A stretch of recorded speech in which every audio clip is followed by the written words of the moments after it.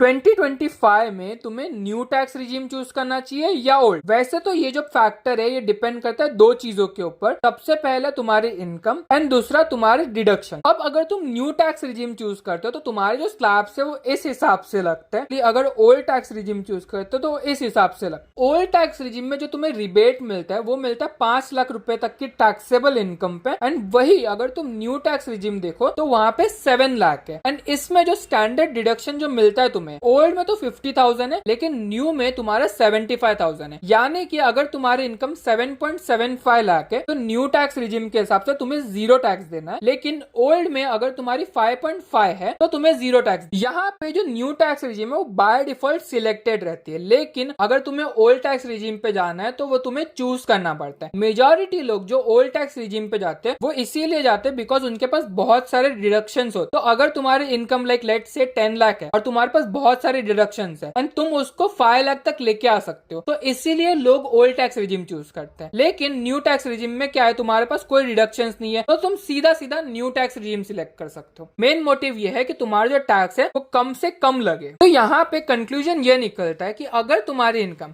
7.75 लाख के नीचे नीचे ही है तो तुम्हें न्यू टैक्स रिजीम चूज करना चाहिए, लेकिन अगर उससे ज्यादा है एंड तुम्हारे जो डिडक्शन है वो इस हिसाब से तो तुम्हें ओल्ड टैक्स रिजीम ज्यादा बेनिफिशियल रहेगा।